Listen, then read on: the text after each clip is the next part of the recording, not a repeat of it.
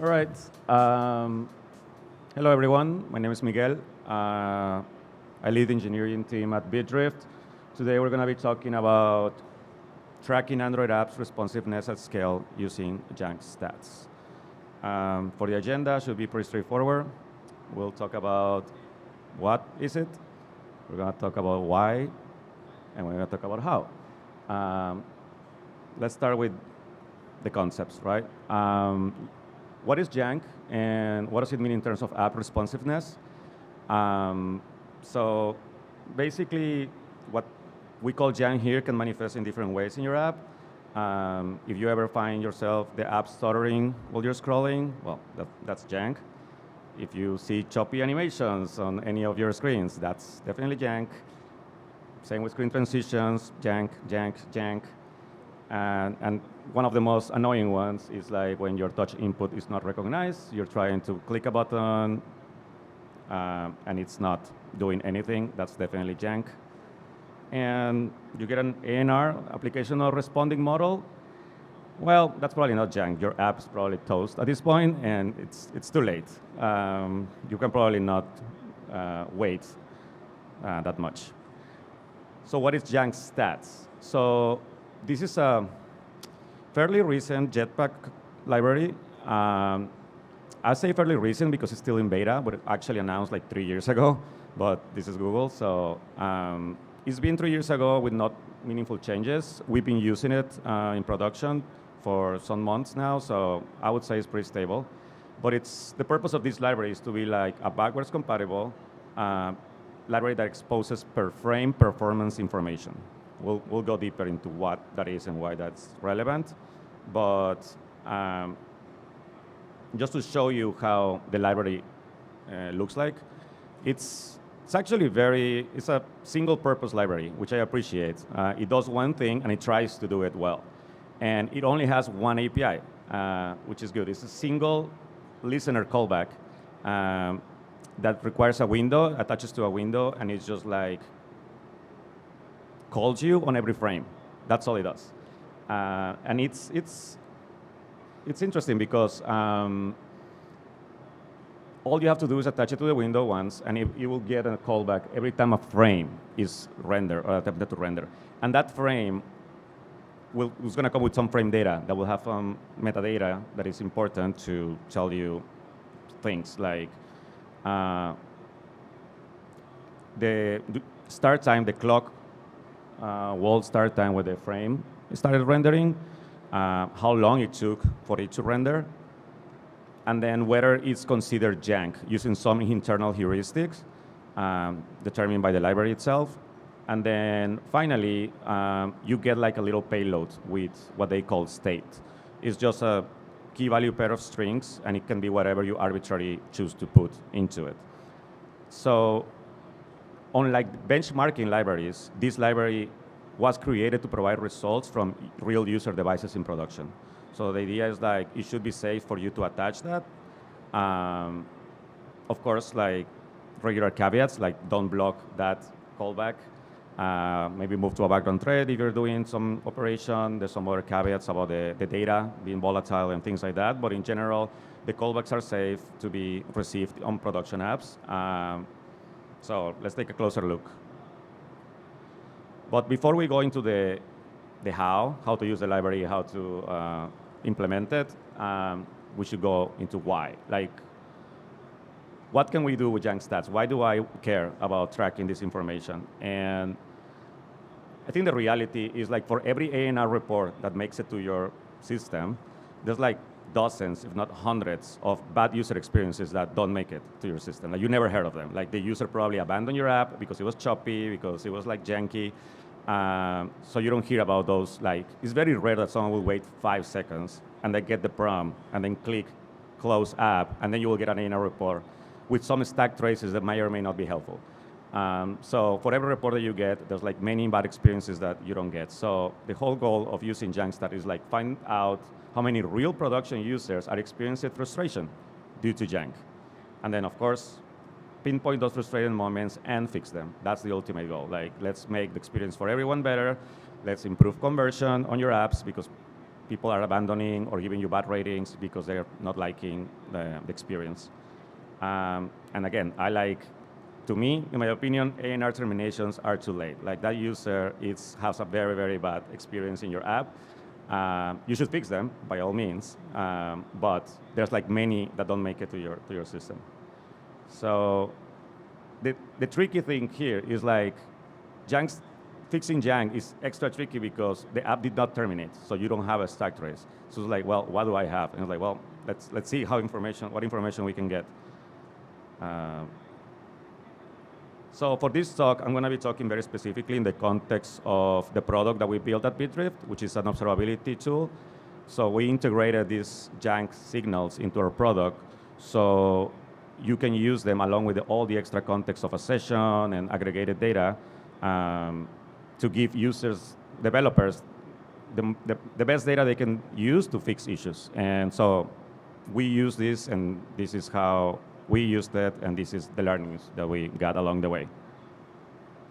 But yeah, the end goal is let's start with surfacing janky moments. Let's say we have a logging mechanism that gives you like the timeline of what the user did. So the goal for this preferred step will be like, we want to get when the user experienced jank in this session, in this user journey, and then how long were those like frames held for. So in order to do that, step one, we're going to track jank frames duration.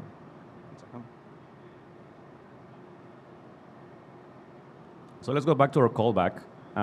In this example, I'm like attaching it to an activity. So on create, you get a window inside an activity, so that's good, because the first challenge is how to get an instance of a window.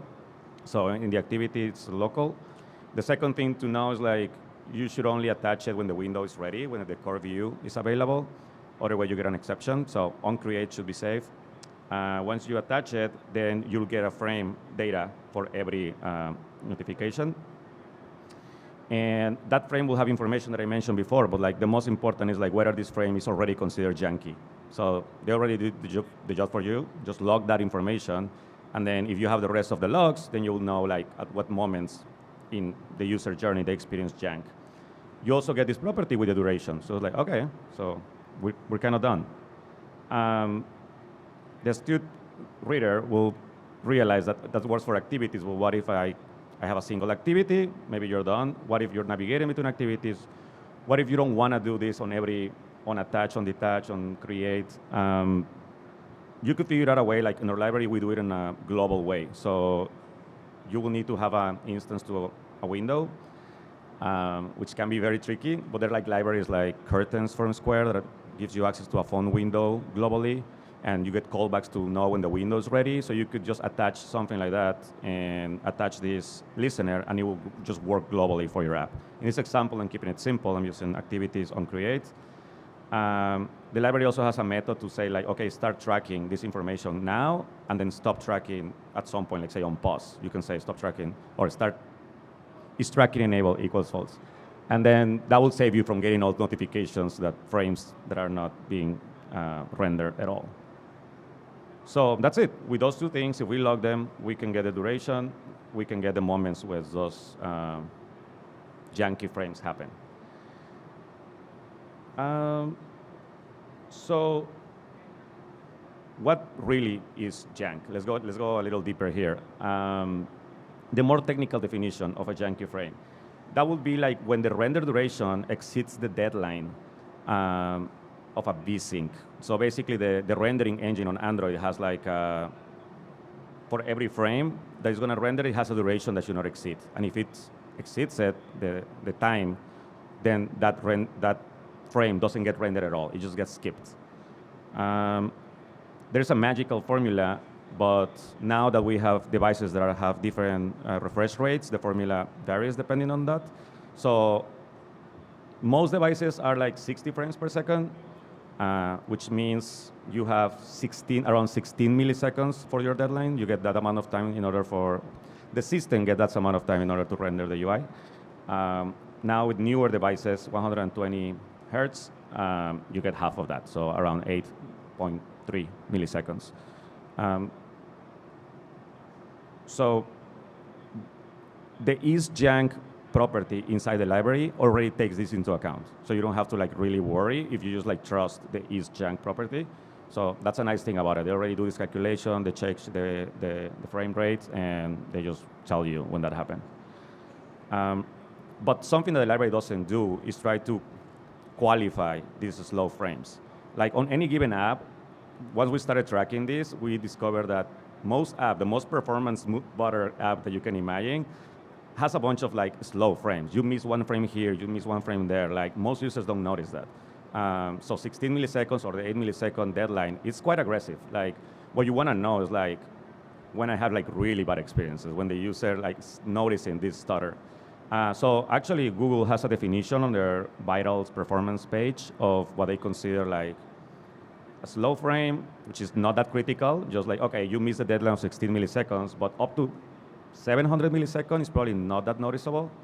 Then you have frozen frames, which is between 700 milliseconds and 5 seconds, and then you have ANR any time after that, when then the system interjects your app and interrupts it and tells the user something is wrong, you probably want to abandon this app. So I think like categorizing that in our login system will be very useful for the user, so you can like qualify what sessions are pretty bad from sessions that are maybe not as bad. So we can just very easily try to do that in our app here by like, okay, instead of saying janky, janky, janky, we can say this was a slow frame, this was an ANR, this was a frozen frame. So as you're scrolling, you can only focus on the real bad experiences. So let's do that. Yeah, sounds very straightforward. Like, assuming we have some enum to categorize them, just like use that duration that we get from the frame data and categorize it based on like, is it more than 5 seconds or 700?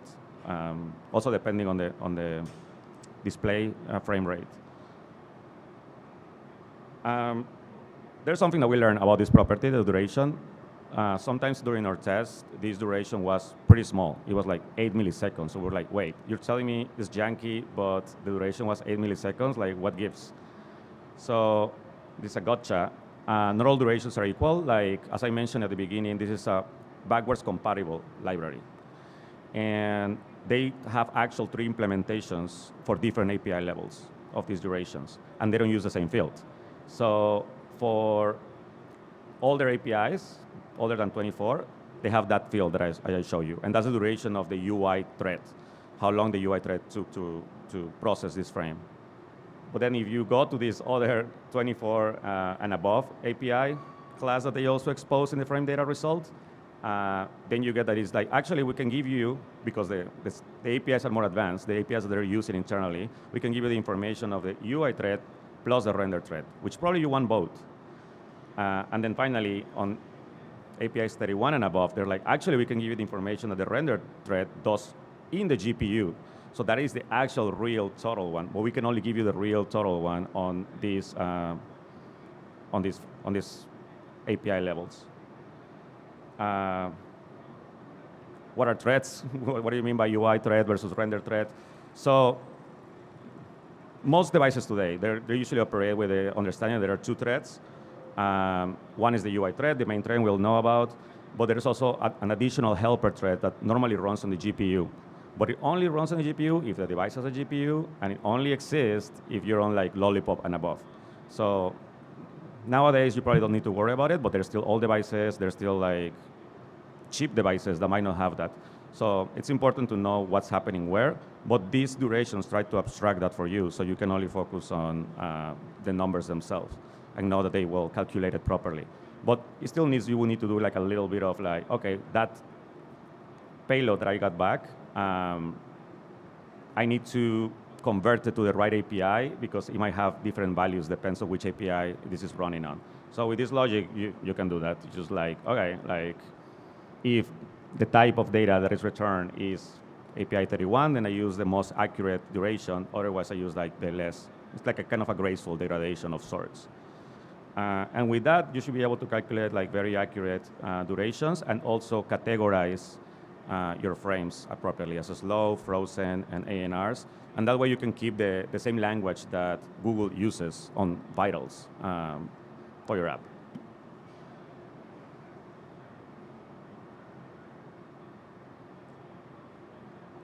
Okay, let's implement something else. This information is only as useful as you understanding what the user was doing when they were experiencing jank.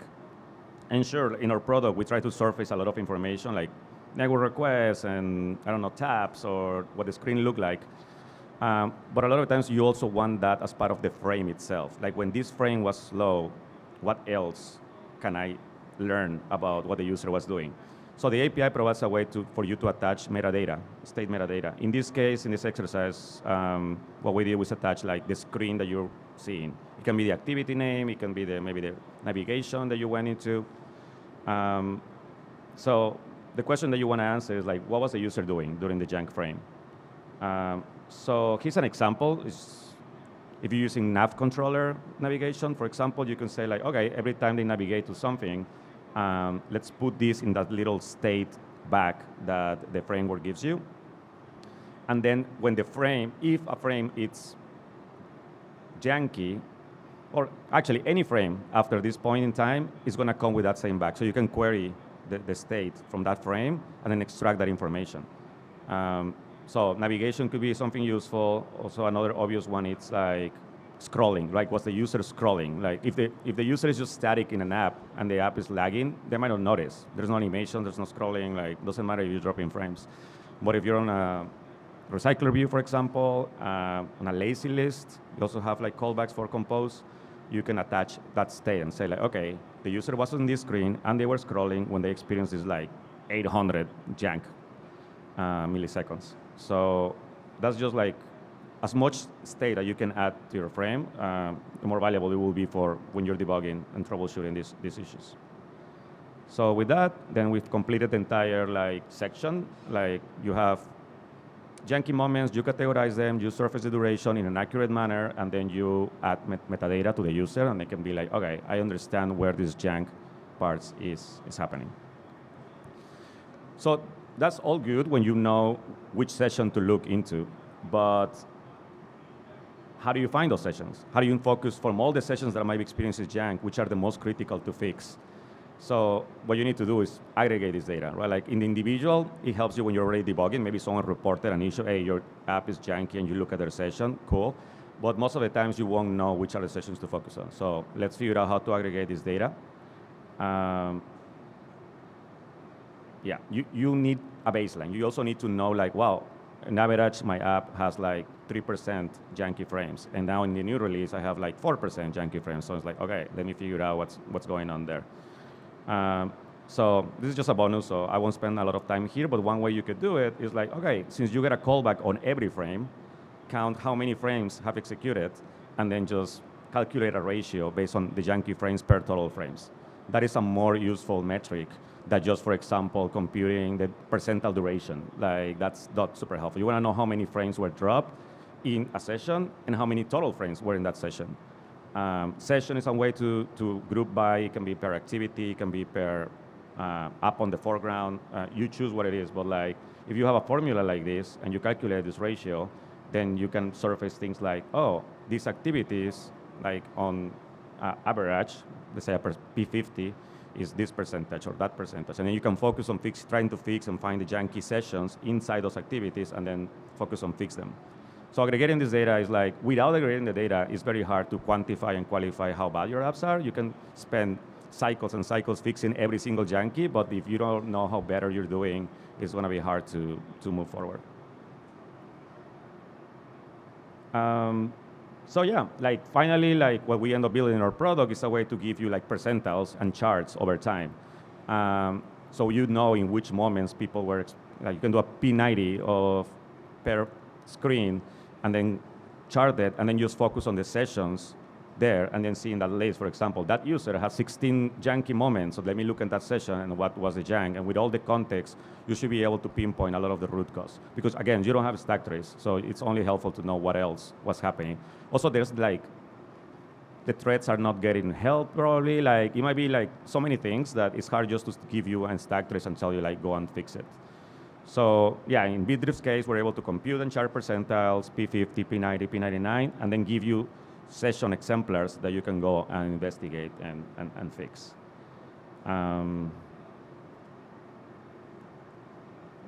like this. And then from then you pick a session, and then the session will give you like a rich set of context about how you can fix them and what you can do in this case.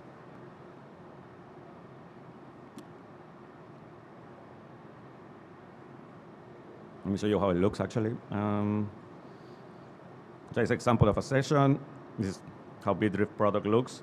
But yeah, the idea is like sometimes you will get like these slow frames. You can navigate through them, say like, okay, there was some slow frame here.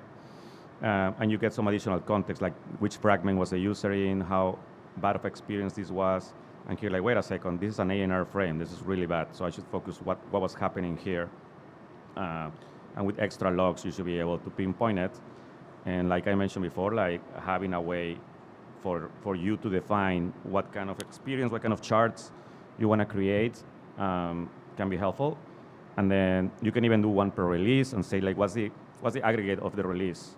And then like, okay, I have that baseline, the baseline degraded. Then you have another chart that tells you like, for that release, give me a per screen. This is a score at the end of the day, a Janky score. And what is my Janky score? Okay, this particular screen has a bad Janky score. Now let me find sessions when that jank was really bad. And then you go and find those sessions and then finally explore them and fix them. So that's more or less how this tool in particular helps you go from like measuring, quantifying, discovering, fixing. Unfortunately for this talk, the fixing part is left outside of the scope of the library and this lighting talk. We're planning to have like some best practices on how to fix this. In the time being, we can use this extra couple minutes to talk about how JankStats works under the hood. None of this is like new. Like all of these APIs that it's using are available. You could build this library yourself.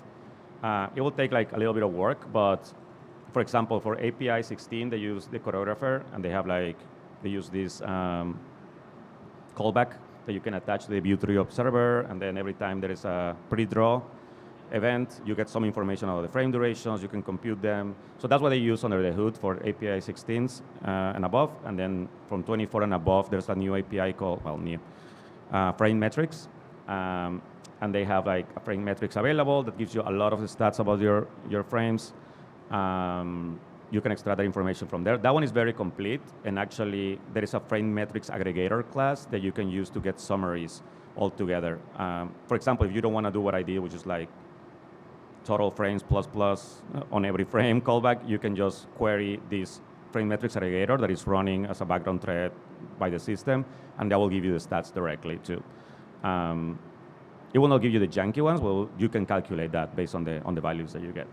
But yeah, this library abstracts all of this, but if you probably have seen this information if you ever run this command, which is sometimes recommended to do when you're debugging locally, and it will give you all this, like a lot of very helpful stats. You can see like how many janky frames, you can see the percentiles for that session, but again, when you're debugging, it's very hard to reproduce what the users are actually going to find in the wild, but it's the same information. You're basically trying to recreate something like this for any user in production and get a score for your app. And I'm sure Mobile Vitals is trying to, like Firebase already surfaced some of this information as well. Like Mobile Vitals is going to put some of that and maybe at some point start penalizing you if you're not like reaching certain thresholds. So this is just get ahead of the curve. This is a library that helps you, and that's it. Thank you.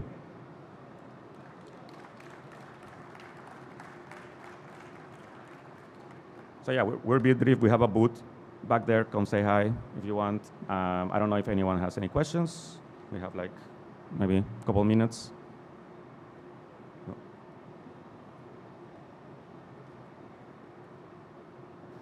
Hi. So just curious, have you looked into any kind of plugin or any kind of piece of JankStats that could be used to enhance analysis through maybe some sort of AI-based analysis of the stats? For, like I have all this stuff. Sometimes it's hard to spend time tracing through things and figuring out exactly what frames correlate to what particular issue that's contributing to the jank. So maybe some sort of explanatory analysis goes along with that and could help with that. Oh, I'm not sure if you've looked into that. I'm curious. I mean, we haven't looked into that specifically, but it all makes sense, right? Like it makes sense that it's finding like needles on a haystack, and it's like machine learning is very good for this, right? Like you're trying to recognize pattern, you're trying to get anomaly detection. So I think like I said at the beginning, knowing is half the battle. The most important is like collect the data accurately, categorize that data, and once you have all that data, like this is one use case that you can do with that data. You can chart them, you can compute the value, you can try to find regressions, but you can also train a model, right? Like you can say like, okay, like given this baseline, are we so off? Like not even a baseline, it's like given all this data, like calculate what's normal and you just tell me what's not normal. And then with the context, if you're sending that metadata, you should be able to pinpoint, okay, the most common occurrence is like this piece of metadata. It's pattern matching at the end of the day. So it makes total sense. We particularly haven't like looked into that one case, but we might do it more generically for all the signals that we get in your device. But it makes sense. All right. Well, thank you, everyone. Oh, you have another question? Yes. Is there any cost associated to constantly measuring this and making sure that it's running? Maybe by measuring, you're actually making it worse? Or Yeah, that's a good point. Like, the measuring part is done whether you attach the listener or not. Like, at some point, when they release the frame data API, they include a background thread that is always running and is always taking snapshots of this information. And it's available for collecting if someone wants to. Like, when you attach the listener, then you start incurring the cost of whatever happens in the callback. So that's up to you. Actually, we discovered this too, like, in certain APIs, in the more newer APIs, that callback is executed in the background, but in some APIs, they execute it on your main thread. So you need to be careful what you do with it and make sure that you move that case to a background thread. We do that. But just by attaching a list, let's say you attach the listener and you literally do nothing, it should have no extra cost.